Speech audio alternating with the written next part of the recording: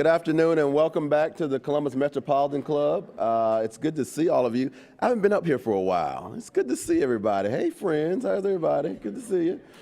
Welcome back. I'm Mo Wright, immediate past chair of the Columbus Metropolitan Club and member of the Board of Trustees, and it is so good to see all of you once again, and welcome back to CMC. And so today's forum, we introduce the topic, Political Satire in the Time of Trump. It's presented in partnership today with Cartoons Crossroads Columbus, or CXC, as well as the Billy Ireland Cartoon Museum and Library at The Ohio State University. They have many guests and associates representing them today. I want you to thank me and welcome them to their support.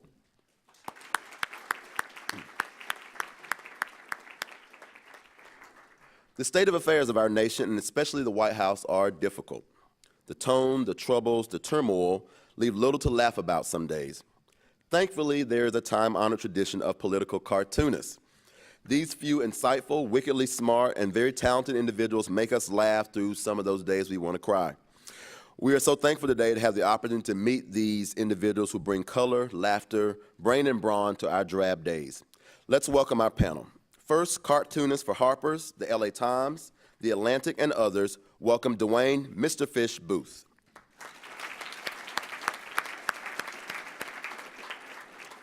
Cartoonist for the Columbus Dispatch and appearing in Time, Newsweek, and USA Today, Nate Beeler.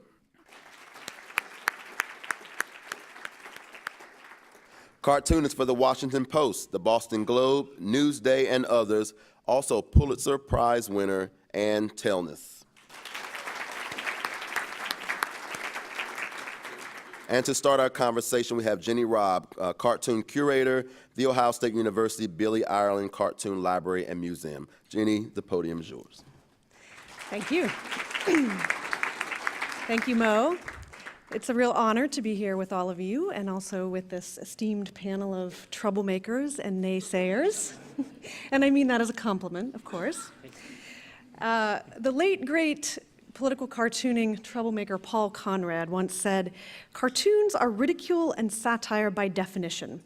A negative attitude is the nature of the art." Good political cartoons are indeed critical. They're subjective. They express a particular point of view that will certainly be objectionable to some readers.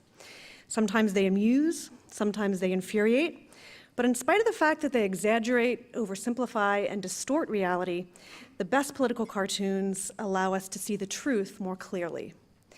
So I want to start the conversation by asking our panelists, in your view, what is the role of political satire and political cartooning in a democracy? Aside from generating letters to the editor? I have heard from a lot of cartoonists that if they're not getting negative feedback and hate mail, they're not doing their job. That's true, yeah.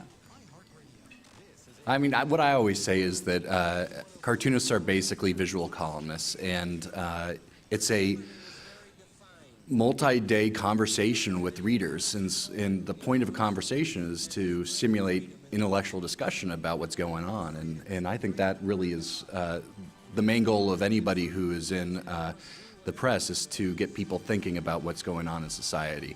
And as cartoonists, we're able to draw something and get through to somebody within seconds. And so we are the practical jokers, we're the court jesters, I guess, in a way.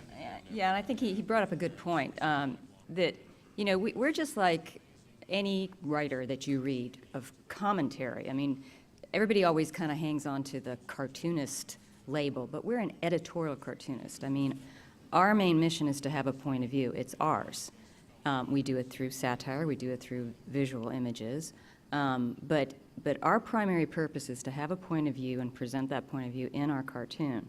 So that's what makes us different from, you know, just a plain cartoonist. I think some people don't know that. You'd be amazed how many editors don't know that. But that is the big difference. Yeah, and I would also add that what we do is we ask impolite questions. That's the difference that I see, because I've only had a few jobs where I was actually considered sort of staff, because I tend to want to be an outlaw with how I approach questions of politics and culture, because I think the way to get to the truthful center of things is to ask inappropriate questions and to risk upsetting people. Because what you want to do, I don't know how everybody else learns, but the way I learn is I get upset at the notion that I'm wrong. Right? And so if you're presented some information and reflexively you're just like, I don't agree with that, and then the person who is engaging you says, why don't you agree with that? You have to think about why you disagree. And then oftentimes you'll find out that, oh geez, I was believing in something because I had a reflexive way of engaging with it. And I think that what our job is to open up that, destroy all assumptions and make it necessary for people to deliberate on how they think and feel about things in the moment and not coast. And I've been watching a lot of comedians in cars getting coffee lately, and I have noticed frequently that Seinfeld and some of the other people, they say the laugh is the most important thing. And people get upset over what I'm saying, but I don't actually believe what I'm saying because I'm just trying to get a laugh. And that's the opposite of what we do. You know, we have to actually believe what we put out there because the point is to tell uncomfortable truths and talk about topics that are sensitive to people because it's good for the entire discussion in our democracy. Well, I would ask you guys this question. How do you engage with your editors on that very point?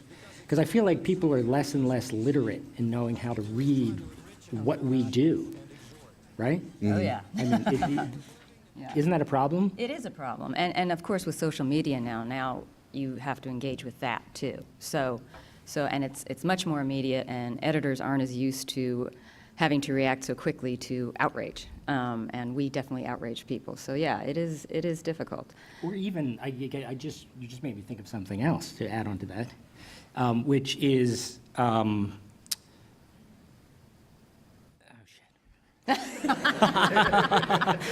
was just upsetting myself by looking at Anne's face and just being like, I just interrupted her. This better be good. It's okay. I'm used to it. Jenny, go on with the next question. No, with the thing, quite often with our profession, there are editors and there are readers who will judge the validity of what we do on whether or not it ends with a laugh. Right. Which I think is a huge problem, because when we're engaging, when we're trying to get to the bottom of issues that are really, really dark, we're trying to indicate that there are certain threats politically and culturally that we want people to be aware of. Sometimes it's very hard to turn that into whimsy or turn that into burlesque. And I think that more and more there's editors, and again, I would even say audiences, that are judging our art in accordance with how big the laugh is rather than the conveyance of necessary information. I see a lot of criticisms of cartoons that say, well, that wasn't even funny. Right, And right. historically, some of the most effective and powerful political cartoons aren't funny at all and weren't trying to use humor. It's one tool that you have, but certainly there are a lot of excellent cartoons that aren't using that tool, that are using other things. Yeah, humor is just a hammer in our toolbox. You know, it's a or hammer. It maybe is a screw more than a hammer, but it is just one thing that we can use to get our point across. You know, there's lots of different things, irony, and just even just a straight cartoon, that is not funny at all. That is just a tool to get a point across as well. And the idea that we have to be funny every single day is hard. And the same thing, this actually relates to the Trump era, is having to generate outrage every single day. That's hard as well. And sometimes me, working for a daily newspaper, it's nice to have a day off from the outrage and I can do something that is funny. Not just to be funny, but where it's maybe not as much a punch to somebody's gut. So you mentioned Trump. Our current president has in many ways been a boon to the media in general and to political satirists in particular. Certainly subscriptions and page views have gone up with many publications.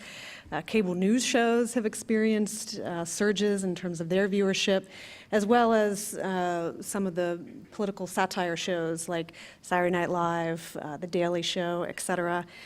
We've also seen a wave of new TV shows and websites and even apps that are dedicated specifically to political satire. So my question for you is, has Trump been good for your business, and is this a golden age of political satire? Well, here, I'm going to roll my eyes right now, because that really drives me up the wall about, all this, is it good for you? Is it, is it giving you more hits and things? This is awful where we are.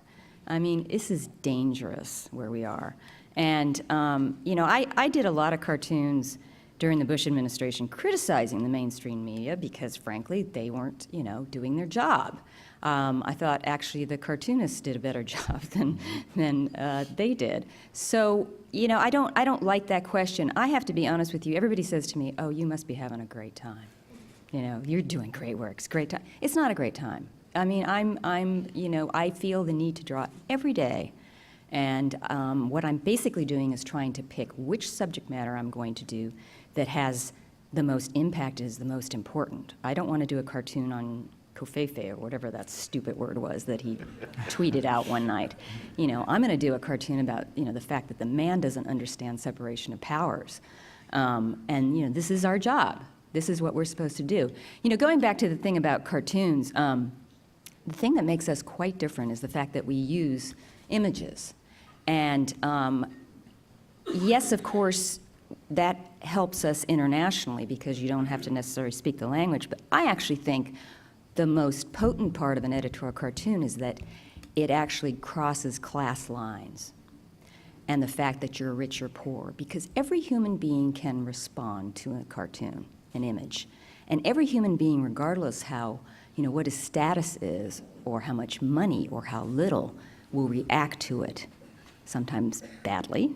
So that's where I think the power is, and that's why I think that an editorial cartoonist is a very important part of journalism, because as these two were talking about, it forces you to question things, sometimes in an enjoyable way, and sometimes not. But that is really our purpose. Hear, hear. No, but the truth of the matter is when you think about imagery as a language, which is what we're talking about, it predates the invention of the written word by like 30,000 years with cave paintings and other forms of art. So if you consider that length of time where people were communicating using this form, it brings a great deal of validity to the strength and power and significance of it. Because really, it's an easy thing to break down. We respond to images because they look like the world around us. Language, the written word, has to enter in here as a concept and then be constructed, and meaning has to be invested into it. And then you create images in your mind to give it, validity and power. We cut past that, and we use imagery to resonate with people's physiologies. It's a different process. Yeah, it's very primal. I think some of the first cave paintings were of a mammoth attacking a fat, balding guy with a big nose. So. Which brings us back to Trump. But I will echo what Ann was saying. It is, and I've gotten the same thing. It's just like, wow, doomsday is really causing a lot of work to come your way. A skateboard company contacted me after Trump was elected. I have stuff on skateboards now. But just like Ann said, there is a real problem and a real challenge to look at the political situation that we're currently engaged in right now. And in many ways, it's so idiotic that to try to devise an intelligent commentary for something so blatantly stupid is very, very, very, very hard. So do you think that Trump is different? Is his presidency different than previous presidencies? And are there things, for example, that were off limits before in your cartooning that you can now do? What changes have you seen? Off limits, it's interesting. I've had the experience, and every cartoonist has a different experience, but I've had two experiences. One is I am allowed to use pussy in my cartoons now by the Washington Post editorial page. I've done two. Actually used the word. And then also on the flip side, I've been with the Post since 2008. I have never had them kill a cartoon, except for that cruise one. Until the last couple of months, I've had two. And the reason was, and this is an editorial decision, was because one of them I did during the Charlottesville protests when someone was killed. And my editor thought that the imagery that I used might incite. And I understood what he was saying. It made me angry as a cartoonist because I wanted it out there. I think if I had done that imagery at any other time, he would have printed it, or not printed it, put it online, because I'm online. So it's kind of a double-edged sword, at least for me. So it's different in that regard. It's different in the sense that, as I expressed earlier, I really feel like this is a very difficult time because I feel the need to constantly do something. And even during the Bush administration, where I did plenty of cartoons against the Bush administration, I don't think it's anything close to that. One thing that I think is feeding all this is that it seems that there is a news story being breathlessly played out on cable news and on websites every single hour. It's apocalyptic. Right, every hour, yeah. Yeah, and it is difficult to really sort through all that, I think, and to figure out what is really newsworthy and what really demands your attention and outrage. And it is exhausting to work up that much bile daily or hourly. Hourly, really. Well, I would say that for me, my job is exactly the same. Because what we didn't mention is cartooning during the Obama administration.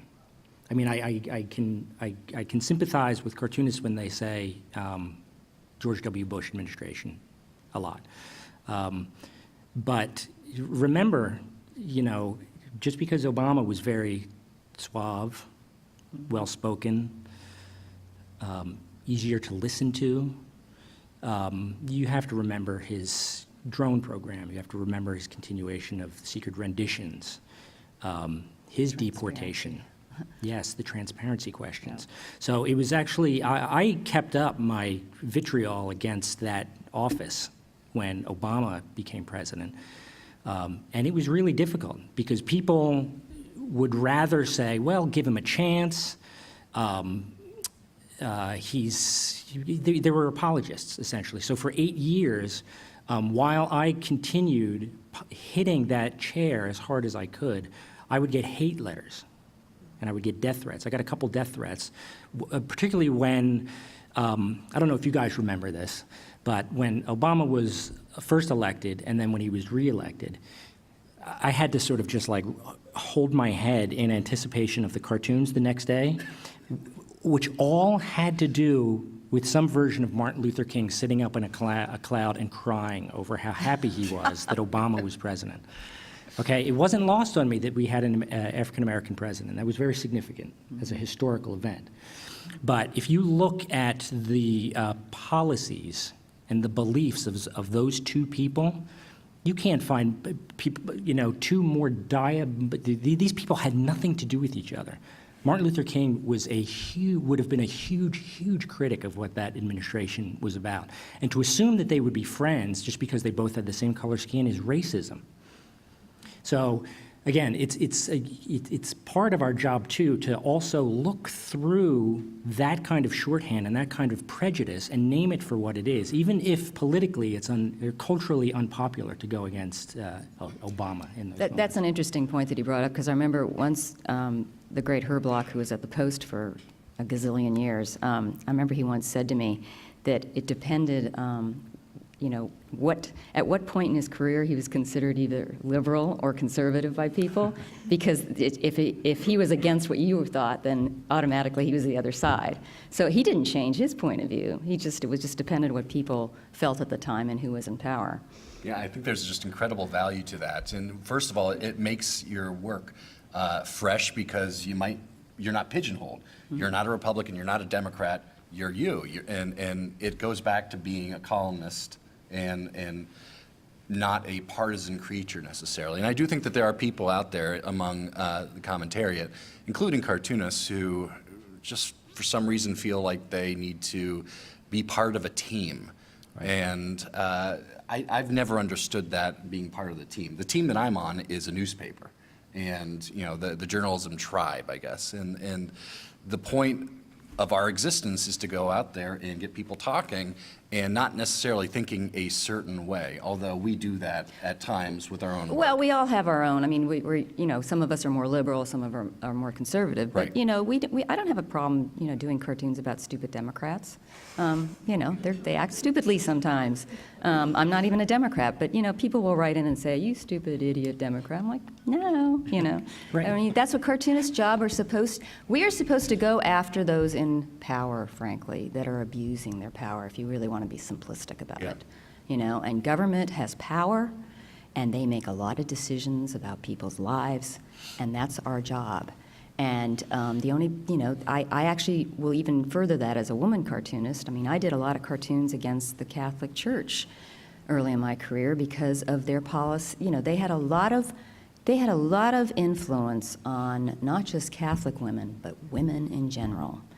And I thought it was completely fair that I would criticize the organization, not the belief, but the organization, when they were creating policy and influencing our lawmakers.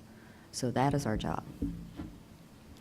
So we hear a lot about how divided the nation is, and that people seem to be less willing to engage with whether it's political satire or news stories that have a different point of view from their own.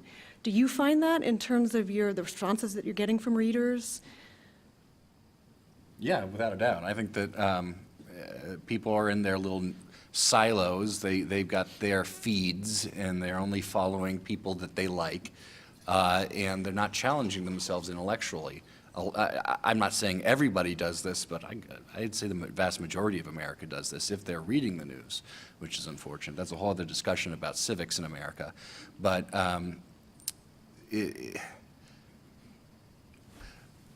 I'll bring it back to this. When I started drawing cartoons about Trump, when he was the nominee, I had another cartoonist say to me, I'm wondering when you're going to, suddenly decide, I got to back this guy and, get behind him all the way. And I said, I don't think that's going to happen. It's if I get an impression of a person and it kind of sticks with me the more I think about it with Trump, and I don't think that's going to happen. And I see people on Twitter and Facebook and so forth that are in their silos, and maybe they were for Trump at the beginning, and they stick that way. And maybe I'm in my own silo too, in a way, because my opinion hasn't changed. But I see people coming at me with different sets of facts, alternative facts, and so forth, and it's based off of where they get their news, because every single person out there, every single organization out there is trying to frame the debate in a certain way. Well, the way they're trying to frame it is the given assumption is that politics is what's going to save us. That's what I find most frustrating. When it comes to the culture and things that are a problem, it wasn't, let's think back just a few decades ago. It wasn't always a conversation that was just relegated to political speak. There was the arts community that was involved. There were artists who were involved, poets, right? I mean, even you guys know Winsor McCay, right? The cartoonist from the turn of the 20th century. Many of his cartoons were about supporting poor people and supporting women as women. Without saying, okay, we've got to support a particular candidate or vilify a particular candidate to change, to move the ball down the field. It's not about that, because when it gets into that kind of conversation, we might as well be talking about sports, right? The way this is set up is that there's games and there's rules that for some reason, as we move forward as a culture, we keep the assumption that we have from the very beginning is, okay, we have to play this game. We have to adhere to these rules. Take a step back and look at the folly of this game, because not everybody's getting padding, not everybody's getting a helmet. There's some people who are being beaten down and destroyed on this field of play. We've got to question the folly of this thing as a game and then start to reconstruct society and culture. Politics is, as far as I'm concerned, I don't know how you guys feel about it, but to me, it's almost a lost cause as far as changing how we function as a society. It's been commoditized. I mean, it's basically Yeah. the NFL, like you said. It's Well, and now it's entertainment too with Trump. Right. Right, which, Yeah. And, you look at all the media people out there, and they're like, oh, yeah, I've got a Fox News hit, I got a CNN hit coming up. Right, and, right. It's an media industrial complex in a way. Yeah. Well, that's what you're right. I mean, when we're talking about journalism now, it's moving further and further into a space where it's not even an audience they consider; they're considering customers, right? And so if you're trying to appeal to a customer, the customer's always going to be right. You're going to dumb down your communication, which is the product, so you don't upset the dimmest wit on the block. Let's raise all the boats. Let's try to get rid of the dimwits and sort of bring them into the conversation and have deep, intelligent conversations. But part of the problem, this is bringing it back to Trump, part of the problem is that within Trump, you have the media being attacked. And so, Well, the yeah. dimwits are tuning out in a way, but they also, I guess, are, that contributes to the decline of the media industry, newspapers and so forth. Yeah, but the fault also lies with the media. They spent a long time laughing at this guy.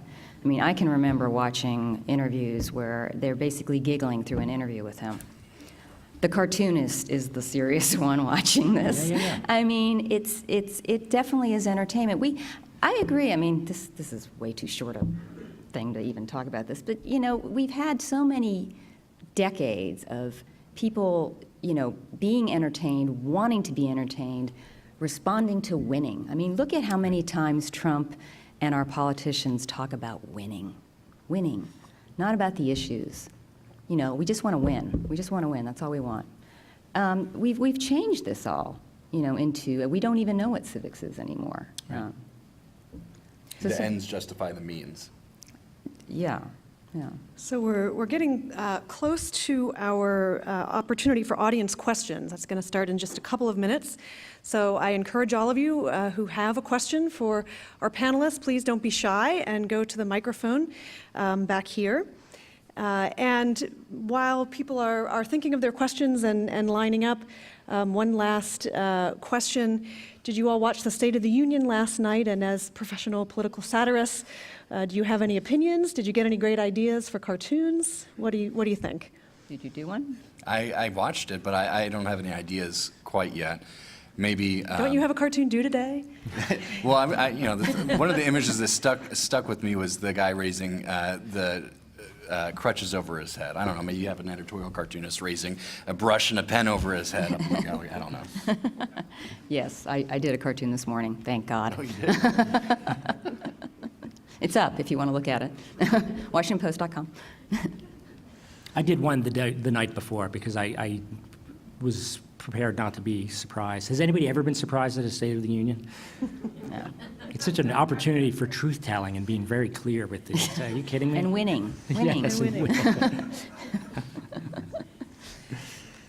Okay, great. So we will now move to the audience question time. It's the Columbus Metropolitan Club's tradition to take audience questions.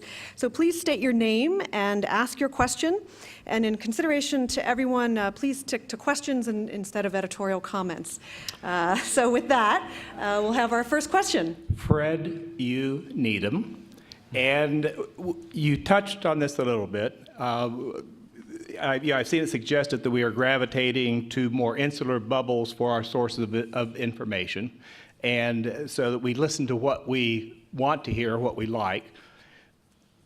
And there's a limit in terms of what you can do to spread your own work to other people, but do you have any thoughts on how we begin to broach other people's bubbles with the dialogue that you are presenting with your political cartoons? How do we reach more people? Just cartoons themselves, I think, like what Ann and Fish were saying, just that they're this primal thing that transcends class and race, everything, religion. Just a cartoon, I think, is able to get through to people, and yeah, it's going to have an opinion, but everybody's going to look at that cartoon. When you look at when you look at anything, if you see a big block of text, you're going to gravitate to the image that's on the page, the website, whatever. That's the thing that you see first. So cartoons just have a natural draw for your eye, and it doesn't matter who you are, you're going to be drawn to it. So I think cartoons are a great way to reach people in those different bubbles. I don't know. We're all cartoonists, so I'm sure we all agree with that. I have a different answer. My answer would be, and I'm going to sound like an old, crotchety man, but I blame technology. And I really do, because I do think that one of the things that contributes to groups separating from one another and becoming really revved up with their own tribe is the fact that they are interacting with each other in a public place less. Because what can happen with technology, while it really helps us disseminate our cartoons and can give us a pretty huge audience, what that's doing is we have an audience of people who are isolated in their own homes. And if that's where you're getting your information and deciding who and what you are, you don't have anybody in front of you to test that, right? So you're going to end up filling your ego, your political ego and your moral outrage without anything to disprove you. Because the difference from now and, if you look at the past, say you were a politically engaged person and you wanted to interact with other people, whether you're going to the newsstand, which is in a public space, that's where a lot of people congregated when the news was coming out, it came out at different parts of the actual day. You're outside. You're congregated with people. The same thing if you wanted to go see Lenny Bruce engage with things. You have to go to a public space and make a statement of your body in a place.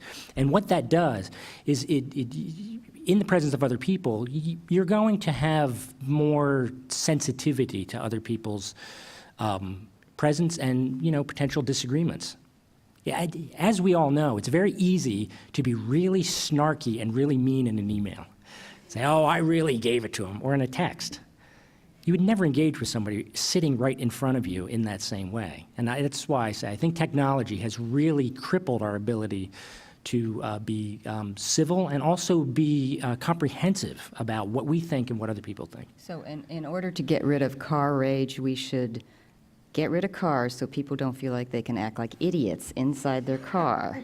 Monorails. I mean, didn't Disney promise us monorails at this point? I'm sending you a really snarky text about that. Thank you for that question. Do we have another question? First off, Mr. Fish, I don't see you as the crotchety old man yet, but I think when you get there, you're going to be good. I think you got what that takes. But my name is John McKnight. I work for Rife's Auto Body, and my question is this: if your cartoons, your writings, something up front you said was that you have to believe them. I forget exactly what you said, but they reflect your beliefs. That means every time you're putting a strip out there every day, I mean, you're kind of showing the whole world, what you're really thinking. And while I think most people that know me probably know my political persuasions, I don't go out and wave the flag around about them a whole lot because I know that some of my neighbors don't agree with them, and I like being friends with my neighbors, even though, I may not like what they think politically. Is that difficult for you guys, just to function in the world when the whole world knows how you think? Do certain people just, not want to sit next to you at the bar? We don't family and friends function. disowning you. We don't function in the outside world. We just hang around each other.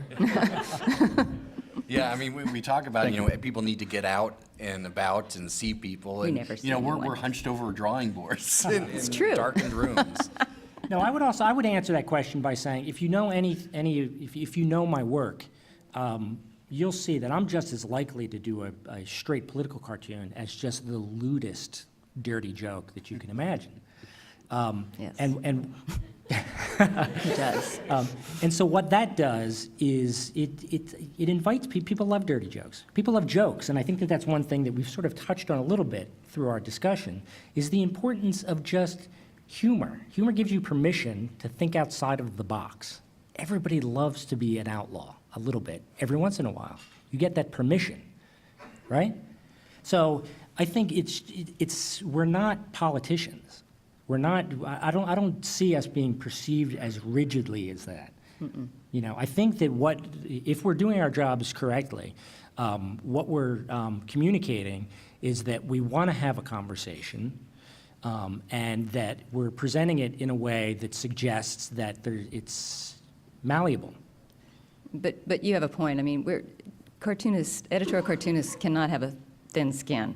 Yeah. Because you definitely get called every name in the book. My biggest struggle is when somebody writes me something, not to engage, because you could spend your entire day going back and forth with this person. That's probably the hardest part. But you can't have a thin skin, because you won't last. I engage with everyone. Do you? I really do. That's why you don't sleep. No, but the point is, and it's interesting that you say that, because, and I will say that particularly during the Bush years, I got severe death threats for just any cartoon that had to do with, support the troops. It was always just very surface, and it's just like, we've got to sort of look at policy, we've got to make this a much more complicated question. And I would often get emails from the wives and girlfriends of servicemen and women, insisting that I should have my head chopped off. If I was president, I would see that you were shot at dawn. That's how the conversation starts. But I found that rather than just like, oh yeah, well, you know what I would do to you type of response, I would have this engagement going. And every single one, and this is over 8 years, and I could say this has happened between 20 and 30 times, I ended up with a new fan. Yeah, that's Just by virtue of the fact that I was willing to engage, because we're presenting shorthand, right? So of course, anybody who's presented shorthand with volatile issues can sometimes, if the person who's engaging with you disagrees with you, as being, you're using too much shorthand, you don't understand exactly what's going on because of my personal experience with war. And then you engage, and then it's just like, oh, okay, now I understand what a cartoonist does. yeah. Great, next question. I'm John Lowe. The term cartoon connotes Bugs Bunny and Wile E. Coyote, or at least humor. And as you've said, you sometimes are not engaging in humor. It seems to me you need a different term. It's always bothered me that we call those cartoons when that's not what most people think of as a cartoon. Would you agree? Editorial agitators? What? Yeah, Yeah. Contrarians. Yeah, no, that is the problem, because people, like you said, especially Americans, think of cartoons as, what they saw growing up, Disney, Right. Warner Brothers. And the thing is, American editorial cartooning was a lot more cartoony since, well, I guess, Pat Oliphant coming over. I don't know. The modern editorial cartooning is, very influenced by the Warner Brothers cartoons and all that sort of thing, Disney. But before all that, editorial cartoonists were drawing realistic cartoons. Yeah, they were illustrations, yeah. Right. And dark, very dark. Dark, yeah. I mean, they were, true artists. Yeah. I mean, all of us nowadays are hacks compared to these guys. And it was called editorial, they were called editorial cartoons back then, weren't they? Yeah, yeah. Yeah. So, I mean, it originated even before that. So it's maybe the Wile E. Coyotes, the Disney stuff Well, and appropriated the term. it has to do too with, what editors are choosing to publish. If they're choosing to publish baseball cartoons, then that's what people think that's supposed to be. I mean, I've actually had, it's very frustrating, I've had younger people ask me questions, say, well, how are you balanced when you do your cartoons? I'm like, balanced? That's not what I do. That's the problem. But, over, for instance, at the UK, I don't know if you follow any English editorial cartoonists, they are brutal, and they're great. But, their editors are allowing them to do that. So, it has a lot to do with what's being published. Yeah, and what you see is in the newspaper or online or whatever nowadays, and that you say that's what a cartoon is. For example, I grew up reading the Dispatch, and they were printing Tom Towles, Pat Oliphant, Jeff McNally, Jim Larick, and to me, those were editorial cartoons. And it's just a slice of what editorial cartoons could be and are. Mm-hmm. And so to a lot of people, those are the big mainstream names back then.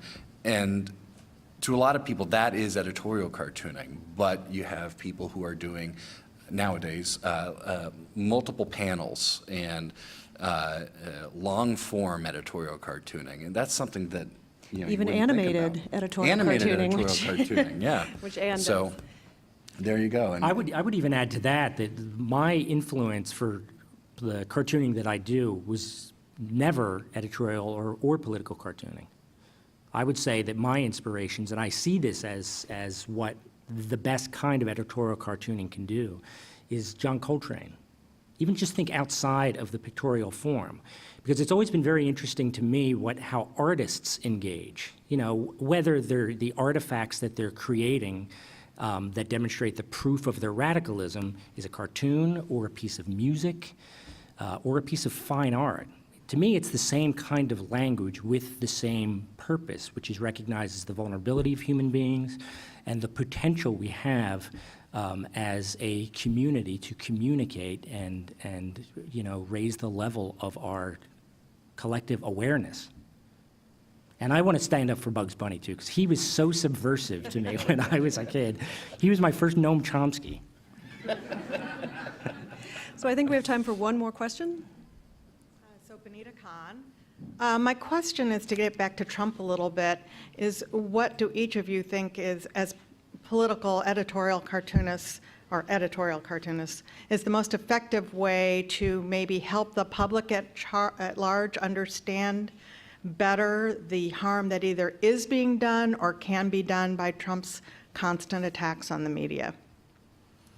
Keep doing cartoons on it. I mean, that's the thing, is like we were talking earlier, you have to pick and choose.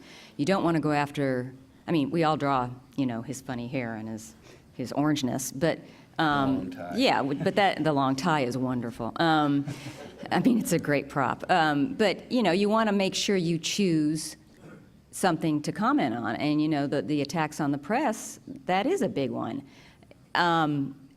Separation of powers, as I mentioned before, is a big one. I mean, that you just have to keep making sure that you're addressing those things and not falling into the entertainment trap again.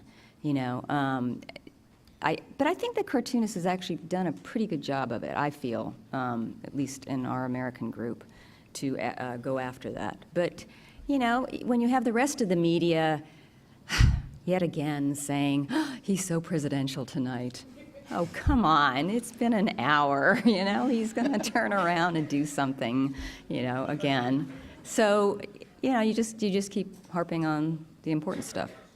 And the important stuff, too, we're talking about pictorial representations, is also showing what the results of the Trump policies are. Yeah. Because if you can show how people are really suffering, and if you can show the breakdown of the American democracy in a way that catches people's attention, and you don't do it by just showing Trump as a clown, right. I think that you get there's greater significance in your work because you're showing the proof of bad policy, and the thing that will motivate people to change things is when it affects their heart.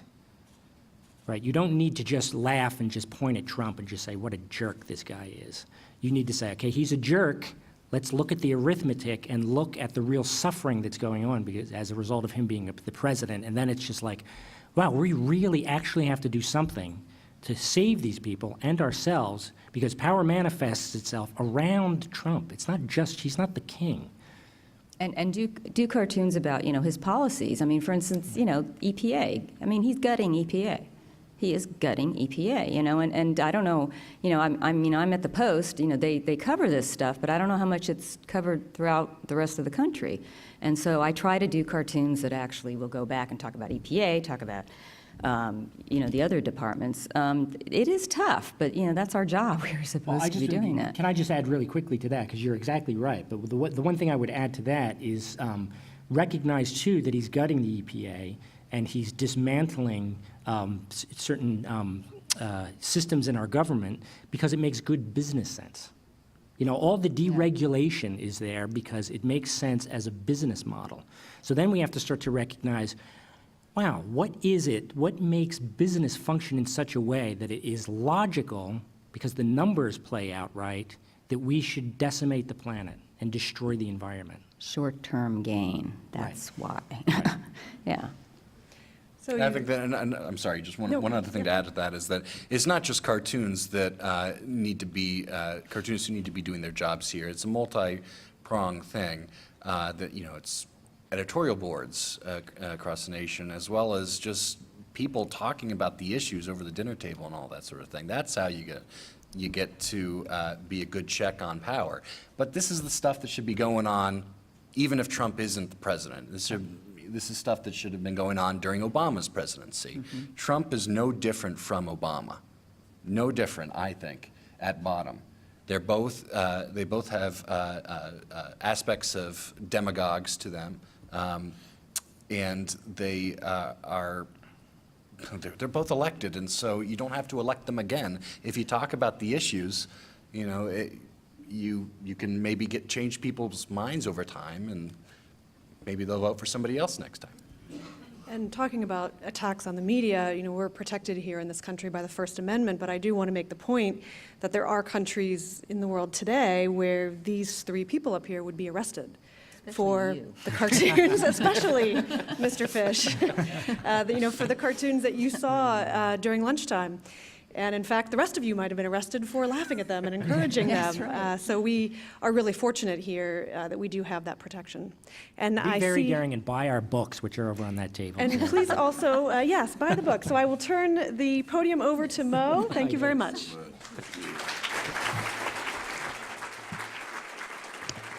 Well, we know you enjoyed today's forum. Great conversation once again. Let's thank this panel, Ann, Dwayne, Nate, and Jenny. Let's give them all a round of applause one more time. We want to remind you that you can stick around and continue the conversation in the lobby over coffee and cookies, as well as I want to remind you that Ann's book, Trump's ABC, and Mr. Fish's book, And Then the World Blew Up, are both on sale right next to the podium, so feel free to take advantage of those. Thanks again to our partners, the Cartoon Crossroads Columbus and the Billy Ireland Cartoon Museum and Library at OSU. So thank them for being our partners. Thank you all for coming. We'll see you again soon.